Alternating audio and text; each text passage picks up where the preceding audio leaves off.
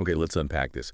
Today, we are undertaking a truly massive deep dive. We have sources that span, the entire spectrum of real estate. Yeah. We're moving from the microscopic math of investment valuation and, negotiation tactics, all the way out to the sweeping macro view of financial crises, historical zoning, even the architecture that defines the American home. It's quite a scope. It really is. Our mission today is a kind of synthesis, isn't it? Property, finance, history, all woven together. We want to move you beyond just being, say, a prospective buyer or simply a consumer. Right. We're aiming to provide a more sophisticated framework, really, to see real estate as this multi-layered system. It's about wealth creation, sure, but also market mechanisms and even profound social engineering. Exactly. So if you're looking to become a truly well-informed market participant or maybe a serious investor, this deep dive should give you the mental tools, the vocabulary, and that essential historical context, all in one place. We're starting small with the fundamentals, the metrics. Yep, the building blocks. And then zooming right out to look at how, federal policy quite literally created the neighborhoods you see around you today. All right, so when you start looking at income-producing property, you really have to speak the language of professional investors. Absolutely. And that language, it seems, begins with this bedrock metric, net operating income, NOI. Why is this specific figure NOI? Why is it so central to the whole analysis of a potential deal? Well, NOI is, it's the measure of a property's pure operational efficiency. Think of it as its income stream, but completely independent of how you choose to finance it or manage your taxes. Okay. It represents the property's ability to generate cash flow from rent, maybe other fees, minus all the necessary operating expenses. Things like property management, maintenance, utilities, insurance. Right, the day-to-day stuff. Exactly. The sources really emphasize this is the income required for the continued maintenance and the production of the property, keeping it running. That distinction feels crucial because what NOI excludes, that seems to be where new investors often get tripped up. What are the big non-operating costs left out? Yeah, there are three main things systematically excluded, and this is for standardization so you can compare apples to apples. First, you leave out the loan payments. That's principal and interest, your debt service. Okay, financing is separate. Totally separate. Right. Second, you exclude depreciation. That's purely a non-cash tax accounting thing. It doesn't reflect actual cash going out the door. Right, a paper deduction. Precisely. And third, you generally exclude major capital expenditures. Think replacing a roof, a furnace, big infrastructure stuff. Because those are irregular. Exactly. They're long-term improvements, not routine operating costs. By stripping all that out, you can compare a property someone bought all cash to one bought with, say, 90% financing. It levels the playing field for analysis. Okay, that makes sense. So once you've got that clean NOI calculated, we move straight to what seems like the valuation benchmark for the entire industry. Yeah. The capitalization rate or cap rate. That's it. The cap rate is fundamentally simple. It's just the ratio of that net operating income to the property's purchase price. Right. So, for example, if a property generates, say, $100,000 in NOI and you buy it for $1 million, that's a 10% cap rate. Simple division. And why is that so essential for appraisers and investors? Well, it allows for a really rapid, albeit maybe simplistic, comparison of expected return against the market price for income properties. It's a quick check. But the sources also flag that this metric is frequently misunderstood or maybe debated. What's the common misinterpretation there? Yeah, this is a big one. Investors, especially newer ones, often fixate on just getting the highest possible cap rate. They assume higher cap rate equals better investment. Full stop. Which isn't necessarily true. Not at all. Experienced investors understand that a low cap rate often signals something positive about the market, maybe high growth potential or, and this is key, extreme stability and low risk. Ah, okay. So a low cap rate might mean it's a safer bet. Exactly. Conversely, a really high cap rate often signals higher underlying risk. Maybe there's significant deferred maintenance needed, or it's in a difficult location, know? So you use the cap rate not just to measure the raw income potential, but to gauge the risk-adjusted return compared to similar properties, maybe in different markets. Say, 4% cap rate in Manhattan signals stability, high demand, probably good resale potential. Whereas a 15% cap rate in maybe a struggling industrial town signals much higher risk, even if the initial return looks great on paper. That frames risk perfectly. Okay, let's talk about framing returns then. Another crucial distinction that seems to trip up new investors is the difference between ROI return on investment and ROE return on equity. Yeah, these sound similar, but they measure different things. ROI measures your gain relative to the original investment amount, the total cash you first put into the deal. Oh, the starting point. Right. ROE, on the other hand, measures your gain relative to the current equity you have in the property. Ah, the equity you have now. Exactly. And that distinction is absolutely foundational, especially if you're planning to scale up your portfolio. Think about it. If a property appreciates in value and you've been paying down the mortgage, your total equity increases, right? Sure. Well, if your cash flow stays the same, but your equity goes up, your ROE actually decreases naturally because you have more of your own capital tied up in that one asset. And this brings us right to that famous strategy, BRRRR. Buy, rehab, rent, refinance, repeat. Why is understanding ROE so critical for making BRR work? Well, the whole goal of the refinance step in BRR is to pull most, hopefully all, of your initial cash investment back out of the property. Right, get your seed money back. Precisely. When you successfully refinance, and hopefully the new appraisal is higher because of the rehab and market appreciation, you extract that capital. What does that do? It drastically reduces your current equity in the asset, maybe even close to zero. Ah, I see. So if you maintain the same cash flow, but your equity stake approaches zero, your return on equity mathematically approaches infinity. Yeah, it dramatically increases the perceived efficiency of your capital and lets you take that initial cash you pulled out and deploy it into the next deal. That's the engine driving that whole rapid growth strategy. And of course, none of this rapid wealth creation, this scaling, happens efficiently without the deliberate use of leverage. Yeah. That's sort of the real estate magic trick, isn't it? Boosting returns dramatically. We should walk through the source's example step by step. Definitely. The example they give illustrates perfectly how financing amplifies your cash-on-cash return.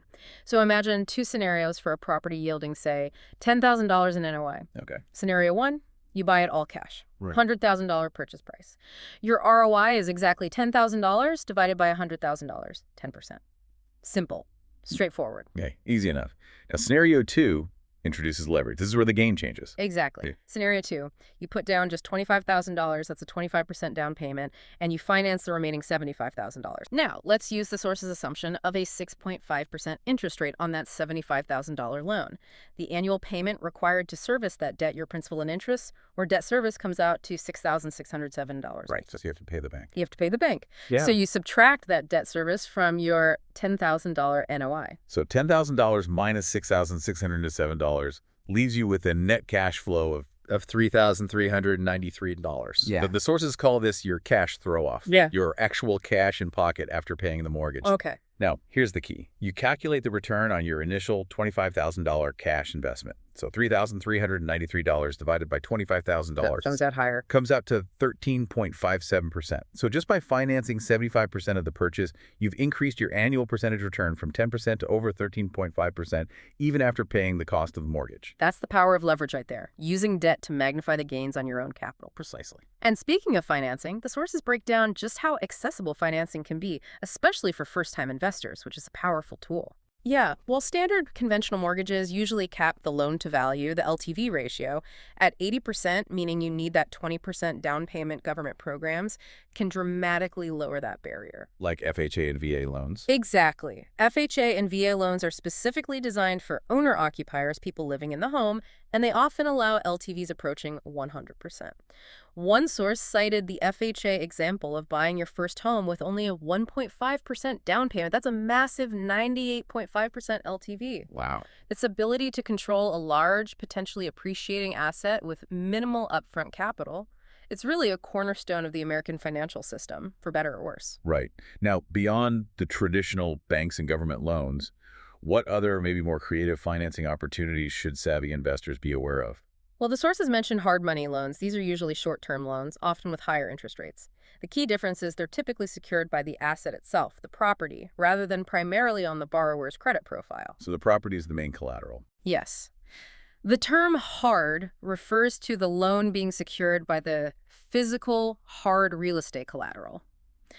The lender focuses more on the liquid value of the property, its potential resale value, not just your credit score or income history. And that allows for Much faster closing times, often essential if you're trying to quickly snap up a distressed property before someone else does. Makes sense. And then there's seller financing, which flips the script on who the lender is. Right. With seller financing, the owner of the property provides the mortgage directly to the buyer. This can be great for a buyer who maybe can't qualify for a traditional bank loan. Or for the seller. Yeah, or for a seller who wants to maybe spread out their capital gains tax liability over several years instead of taking it all in one hit. But there's a catch for the seller, isn't there? Oh, absolutely. The risk flips entirely to the seller. If Hmm. the buyer stops making payments, the seller has to go through the same time-consuming and often costly foreclosure process as any bank would. They don't just get the keys back easily. Not at all. They become a lender in the eyes of the law, bearing the full brunt of that collection risk. It's a significant consideration. Okay, finally on the toolkit front, let's make sure we cover the tax optimization tools that are pretty unique to real estate investors. Starting with the big one, depreciation. Depreciation, often called the investor's best friend, and for good reason. It's this powerful non-cash tax write-off, Non-cash, meaning you get to deduct it on your taxes, but you didn't actually spend that money out of pocket that year. It allows you to deduct the theoretical decline in value of the physical structure of the building, importantly, not the land over its designated useful life. For residential property, that's usually 27.5 years. So it creates a paper loss. Exactly. Year after year, it creates a paper loss, which you can use to offset taxes on your rental income or potentially other income, depending on your situation. And the genius part. The genius part, as the sources note, is that this depreciation deduction is completely independent of what's actually happening in the market. Your property could be skyrocketing in value, appreciating like crazy, Right. and you can still claim this non-cash loss on your tax returns each year. It's a huge advantage. Okay. And for investors who are looking to sell and realize significant gains but want to smooth out the tax hit, there's the installment sale. Yes, the installment sale. This lets the seller receive at least one payment after the tax year of the initial sale. Why do that? It's a strategic move to spread the tax liability on those capital gains across multiple tax years. Instead of getting hit with one massive tax bill in the year you sell, you only recognize the gain, and therefore pay tax, on the portion of the proceeds you actually receive each year. It avoids that pain of paying taxes on profits you haven't fully received yet, and it can help manage your tax brackets, too. Okay, so the spreadsheet looks good, the financing is lined up. But dealing with contractors, dealing with tenants, that seems to be where the investment really gets tested in the real world. Let's talk about that sharp end of the deal, managing renovations and setting professional standards with contractors. Yeah, this is crucial. Investors have to immediately shift the dynamic. It's not about making friends. It's about contract management. Right. It starts with really meticulous expectation management and documentation. You need your contractors to fully understand they are entering a binding agreement, and they're expected to uphold every single term. The sources offer some pretty specific, actionable advice on preventing those dreaded timeline delays, centered around the penalty clause. Yeah.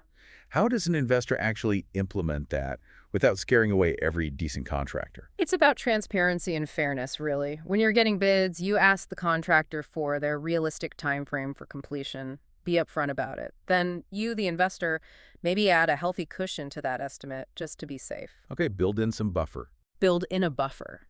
The penalty clause then applies only to that final agreed-upon date, the one with the buffer included. You tie a modest, fair penalty, not something outrageous, to excessive delays beyond that date. And how do good contractors react? Professionals who are reliable and confident in their scheduling won't balk at this. They budget for contingencies anyway. The source material warns pretty clearly. If a contractor gets offended by the idea of being penalized for failing to meet a timeline they themselves established, Red flag. big red flag. It strongly suggests they don't hold themselves to strict professional standards, and you should probably look elsewhere. Good advice. And speaking of work, a crucial piece of advice for any seller or investor doing a rehab, recognizing where the DIY line should be drawn. Yes. Major inspection issues should be left strictly to licensed, bonded professionals. No question. We're talking about high-risk stuff, the mechanicals, a roof replacement, sewer line repairs, complex electrical work. Things that can go very wrong. Very wrong, and have huge liability attached. The source material shares this anecdote, which I think is great. Seeing an inspection report that says the roof needed fixing, followed by documentation showing the handy homeowner went up there and replaced the shingles themselves, that strikes genuine fear into the heart of any sophisticated buyer or their insurance underwriter. Yeah.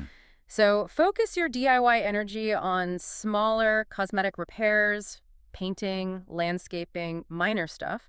Leave the structural and mechanical systems to the experts. Makes sense. Let's pivot now to the ongoing income side, managing tenants.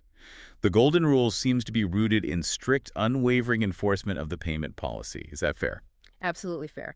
The core philosophy here has to be consistency and maintaining a business relationship, not a personal one. Yeah. The number one rule investors must internalize is never allow tenants to get behind on rent. Never. That sounds harsh. It sounds harsh, but think about it. Every time an exception is made, oh, just this once, or you forget to charge that late fee, that exception very quickly becomes the new rule. The tenant learns that the deadline is actually negotiable. And we heard that specific anecdote about how one investor enforced this quite strictly. Yes, the story was that by immediately and consistently enforcing every single late fee and serving the formal late notices, the moment rent became past due, no exceptions, their monthly late payments dropped dramatically, from almost a dozen down to zero over time. Wow. The core message is blunt but effective. It's not the landlord's job to be Santa Claus. You're running a business. You likely have your own debt obligations on the property. Enforce the lease terms consistently, even if that leads to a tough conversation, or ultimately, if they repeatedly fail, eviction proceedings. Right, protecting the investment. Now, tenant screening is obviously your first line of defense against future headaches, but this process is apparently fraught with complexity, especially around fair housing laws and felony convictions. Yeah, it's a minefield. The background check itself should be thorough. Verify Social Security numbers, check prior addresses, review criminal and sex offender histories, and crucially, look for prior evictions. That's standard. But the legal nuance comes with criminal records. Exactly. Federal law gets very specific. It prohibits discrimination against prospective tenants who have had a felony conviction for drug use. Why? Because drug abuse is legally categorized as a disability under the Fair Housing Act. Okay. However, that protection does not extend to convictions for drug sales or drug manufacturing. Those are not protected in the same way. That is a very fine line for a landlord to walk legally. How does an investor protect their asset and ensure they comply with fair housing? The critical defense mechanism is absolute process consistency for all applicants. No exceptions based on how someone looks or sounds or what you think their situation might be. So give everyone an application. Provide applications to all interested prospective tenants. Process every application based on documented objective criteria that you've established beforehand, minimum income levels, credit score standards, eviction history checks. And if they don't meet the criteria? Then you issue a formal denial letter, stating clearly that they failed to meet those published neutral standards. The danger comes if the landlord denies someone the application itself, maybe because they recognize the name or just have a bad feeling. That person might misinterpret the denial as being based on race, religion, family status, or another protected class. Yeah, that can lead to a complaint or lawsuit. Exactly. By accepting the application, processing it fairly against neutral criteria, and documenting the reason for denial based on those criteria, you effectively eliminate the grounds for a discrimination claim. It's all about process. Okay. Finally, let's talk about property managers. The source material offers a, shall we say, brutally honest assessment of the typical manager's performance. Oh, yes. The strong caution was, and I quote, "Most property managers are pretty terrible." Ouch. It highlights a fundamental reality for investors. Hiring a property manager does not make your investment 100% passive. It just means you've created a new management layer. Your new job is now to manage the manager. Right. You can't just set it and forget it. Absolutely not. If you treat the asset as entirely passive once you hire a manager, you're likely going to incur massive unnecessary costs and deal with significant oversight failures. So the selection process for finding a good manager must be treated like a really high-stakes executive job interview. What are the specific questions an investor needs to be asking? You absolutely have to treat it like a crucial hire. First, get multiple referrals, ideally from other investors in your area. Then, ask hard questions about their internal systems and processes. Really? Like, how often do they actually inspect the property, physically go there? How do they structure maintenance repair limits? Do they call you for approval for every little $100 repair? Or only for things over, say, $500? What's their tenant screening process look like? How do they handle late rent? Get into the operational details. Deep into the details. And critically, you need to verify their reputation within the investing community. One source suggested asking what other members of, say, bigger pockets they manage property for, and then reaching out to those members directly to get unfiltered feedback. What do they like? What don't they like? That's smart. It goes straight to the source. Exactly. You're trusting this person or company with the cash flow and the physical integrity of probably your most significant investment. Due diligence isn't optional, it's mandatory. All right, let's zoom out now. From the individual property, the tenants, the contractors. Let's look at the broader financial ecosystem that impacts everything: mortgages, capital flows, risk perception. Starting with the bond market.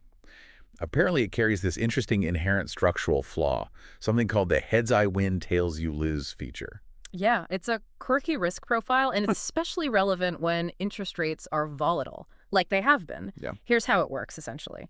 If general market interest rates rise after you've bought a bond, the fixed interest rate on your bond becomes less attractive compared to newly issued bonds offering higher yields. So the market price of your existing bond falls. You lose value if you try to sell it. That's the tails you lose part. Okay, and the other side. Conversely, if interest rates fall significantly, the indicator of the bond, the company or government that borrowed the money, often has the right to call the bond. They can force you to sell it back to them early, at face value. Why would they do that? So they can pay off the old, higher interest debt and then immediately reissue new bonds at the current lower prevailing rates, saving them money. So interest rates fall. You think you're sitting pretty with a high-yield bond, but they can take it away from you. That's the heads I win part for the issuer, not you.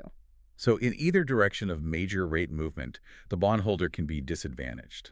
Often, yes. It's a built-in asymmetry. So to protect yourself from this, especially the call risk part, what financial advice do the sources recommend? The main counsel is to seek out long-term bonds that include specific defensive features.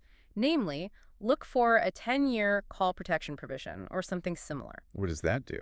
It contractually prevents the issuer from calling or refunding the bonds prematurely, usually for the first 10 years, just because rates have dropped. It locks in your yield for that period. That protection seems vital, especially when you look back historically. The sources mentioned the late 1981 bond market being in disgrace. Yeah, it's a fascinating period. High-quality corporate bonds were yielding a stunning 13%, which sounds amazing today. Incredible. But even then, it was considered a disgrace, partly because inflation was also incredibly high. The prospective real rate of return, that's the yield minus inflation, was estimated at maybe 5%, Right. which historically is still quite generous. Right. But the volatility and that ever-present call risk were severe. Investors were getting high yields but facing huge uncertainty. Okay, moving from bonds to equities, the stock market. The sources present a really powerful, almost data-driven argument for passive investing over the allure of active investing, even for supposedly sophisticated players. Yeah, the core idea here is market efficiency. The argument is that the collective buying and selling decisions of millions of investors, worldwide individuals, huge institutions, algorithms, all reacting almost instantly to new information. That process ultimately produces a highly stable and generally accurate tableau of stock market prices. Meaning the market price reflects all known information. Largely, yes. The implication is that the market as a whole tends to be a more accurate predictor of future prices than any single individual investor, forecaster, or stock picker, no matter how smart they are. And the evidence. The data consistently shows that the vast majority of active portfolio managers, the people paid big bucks to beat the market, actually struggle to even meet, let alone consistently beat, the long-term results you'd get by simply investing in a low-cost, broad-based equity index fund like an S&P 500 tracker. Just buying the whole market, essentially. And holding it. It's a strong case for humility in forecasting. That idea of a stable tableau, an efficient market, Yeah. it implies a sort of trust in the system. But we know systems can break down spectacularly. That stability stands in stark contrast to the systemic failures we saw leading up to the 2008 financial crisis, which, according to the sources, was built on an almost shockingly simple, flawed assumption. It really was. It seems like a collective failure of imagination or maybe, willful ignorance in some corners.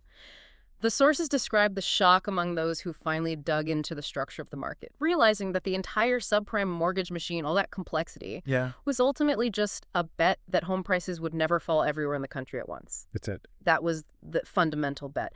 It required national home prices to remain stable, or preferably keep appreciating, for the whole system to function. When national home prices actually began to fall, I think it was June 2006, for the first time in decades, the entire system's faulty foundation was suddenly exposed.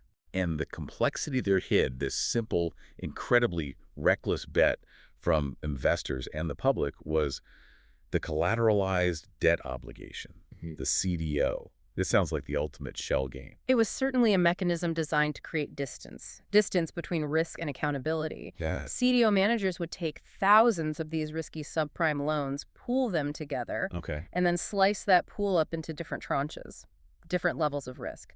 The riskiest slice offered the highest potential return, while the least risky slice at the top received the highest credit ratings, often AAA. Making them look safe. Exactly. But crucially, the CDO managers, the ones structuring and selling these things, maximize their own profits through fees, huge fees, without having any significant exposure themselves to the underlying risk of whether those subprime loans would actually pay back. They had no skin in the game, essentially. They got paid regardless. They got paid up front, massive amounts, regardless of the long-term outcome for the investors holding the bag. And there was apparently a psychological element, too, in how these were packaged to attract more conservative institutional buyers, like pension funds.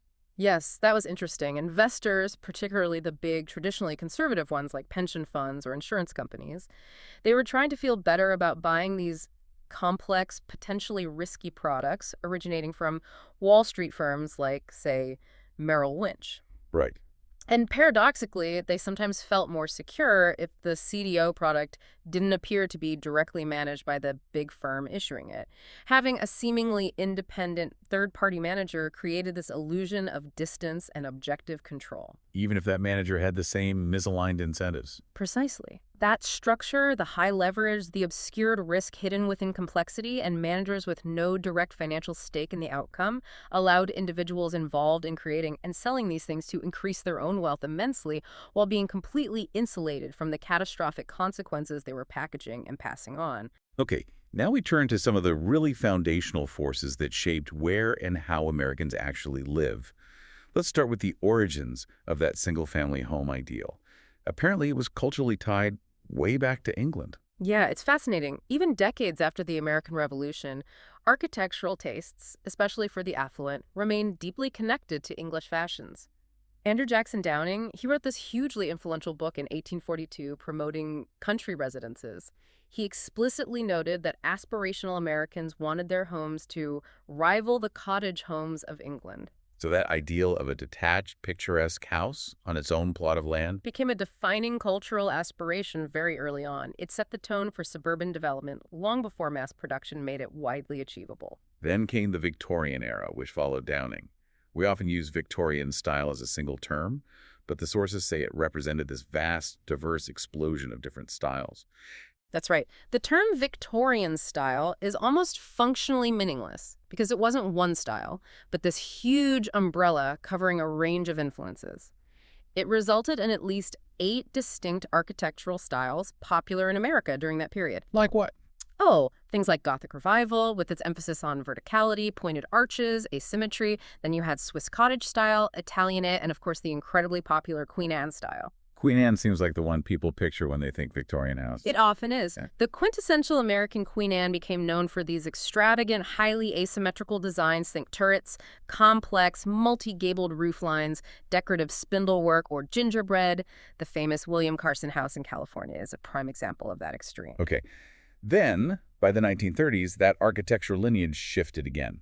It became less about romantic ideals and more a symbol of what? Corporate or financial success. Absolutely. The neo-Tudor style took hold. Characterized by those steep roof pitches, the decorative half-timbering on the upper stories, imposing brick or stone facades, it became a powerful visual symbol of success, especially for businessmen. Why Tudor? They explicitly identified with the image of the English manor house, the country estate. It visually reinforced ideas of wealth, stability, and maybe a certain Anglophile prestige in American neighborhoods. Then came the massive post-World War II suburban boom. This yielded a new kind of housing standard, didn't it? Less bespoke, more mass-produced. Definitely. The neo-colonial revival houses that popped up everywhere from the 1950s through the 1970s. These became the standard fare for developers aiming for rapid, affordable mass consumption. And the quality. Often described as pale reflections or even phony colonies compared to the originals, they were characterized by cost-saving shortcuts, lower roof pitches, which are cheaper to build, often poorly proportioned windows, and the extensive use of quick, inexpensive materials like aluminum siding and those fixed, non-functional vinyl shutters. Aesthetics gave way to scale. Aesthetic reverence really gave way to replication for the sake of speed and affordability. Now, this cultural ideal of the single-family detached home, it was then legally reinforced, almost weaponized, through zoning laws. And these laws apparently took aim at a specific architectural style in the early 20th century. Yes, the apartment building. In the emerging ideology of American city planning, and particularly in the burgeoning suburbs, the apartment building was explicitly branded as the intruder, the interloper, the thief, the parasite. Wow, strong language. Very strong. It was literally perceived as stealing light and air from adjacent single-family homes, reducing the perceived prestige and quality of life associated with that detached home ideal. The single-family house was positioned as the original, rightful form of habitation that needed legal protection from apartments. But the sources are quite clear that zoning's purpose often went far beyond just protecting light and air. Yeah. It was more insidious. Much more insidious, yes. Zoning quickly evolved into a primary tool used by affluent, usually suburban areas to enforce economic and, frankly, racial exclusion. The stated goal might be orderliness, but the functional goal was often to keep poor people and obnoxious industries out. And obnoxious industries was often a euphemism. Often a euphemism for factories, yes, but also sometimes coded language for lower-income housing or even specific ethnic or racial groups, particularly African Americans and recent immigrants perceived as undesirable by the established residents. How did zoning achieve this exclusion? Primarily through establishing strict regulations like minimum lot size requirements. You need half an acre per house, say. Minimum square footage rules for the house itself, and large setback requirements, meaning how far the house has to be from the property lines. Making smaller, cheaper housing impossible to build legally. Exactly. By mandating large lots and large houses, these zoning ordinances effectively made the construction of multifamily housing, or even modest single-family homes, affordable to working-class people, economically impossible in those zoned areas. And this wasn't just a southern phenomenon, it was widespread in suburbs across the North and West as well. And the federal government wasn't just a bystander in this. It actively assisted in segregation, particularly through the Federal Housing Administration, the FHA. Actively is the right word. The FHA's underwriting policies for decades were explicitly designed to enforce and promote racial segregation. The agency openly denied mortgage insurance for housing projects that might be integrated or house African Americans. How do they justify that? They often cited the risk of inharmonious racial groups living near each other as a reason to deny federal backing, claiming it would lower property values. They literally drew red lines on maps of cities, hence the term redlining, indicating neighborhoods, typically minority neighborhoods, where mortgages would not be insured, cutting off access to capital. The sources provide a really shocking, very concrete anecdote illustrating just how explicit this policy was in Detroit. It's chilling because it illustrates the purely transactional nature of this segregation. In 1940, a builder in Detroit was trying to get FHA insurance for a new development aimed at white buyers. The FHA initially denied him. Why? Because the proposed development was near an existing African-American neighborhood. The FHA's condition for approving the loan insurance was that the builder first construct a physical barrier separating his new property from the black neighborhood. A physical barrier. He complied. He built a half-mile-long, 6-foot-high concrete wall. Once FHA officials verified the wall was in place, the loan insurance was approved.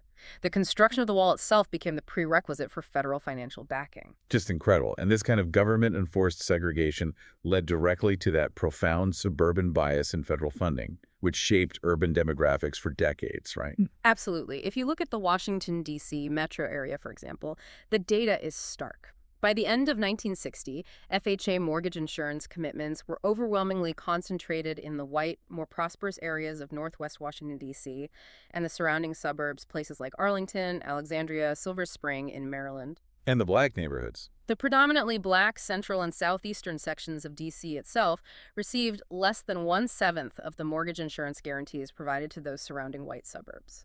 This wasn't accidental market forces at work. It was the direct, intended result of federal policy actively driving capital, investment, and opportunity toward specific demographic groups in specific geographic areas while denying it to others. Okay, success in mastering any complex system, whether it's real estate investing or even managing a deep historical analysis like this, it seems to rest heavily on personal discipline and understanding behavioral science. Let's connect the dots back to building good habits, specifically the idea of lowering friction. Yeah, this comes up in sources like Atomic Habits.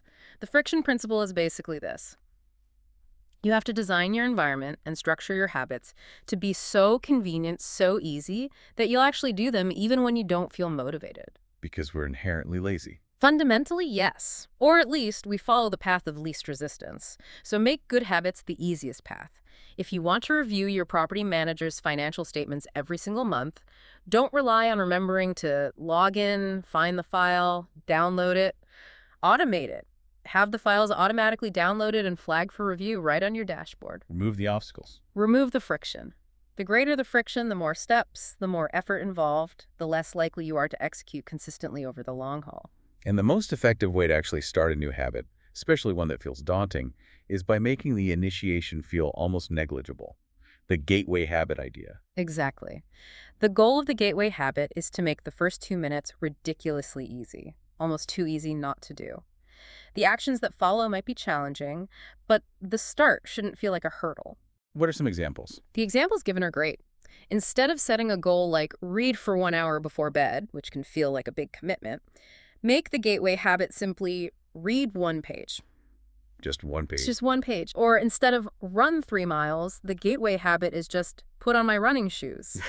Once you've done that tiny initial step, momentum often takes over, and you're far more likely to follow through with the larger productive task. We often hear that repeating habits consistently helps build an identity. You become a disciplined investor or a savvy manager. But the sources also suggest this very identity, the one you've built, can sometimes hold you back.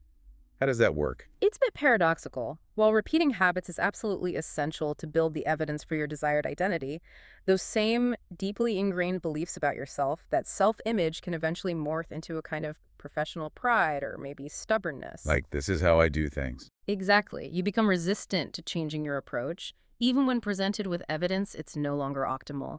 Or you find it hard to concede that your initial methods, while maybe good at first, might have been flawed or are now outdated. So reflection and regular, honest review are necessary to break the beliefs that might now be limiting your growth and preventing you from adapting to reach the next level of mastery.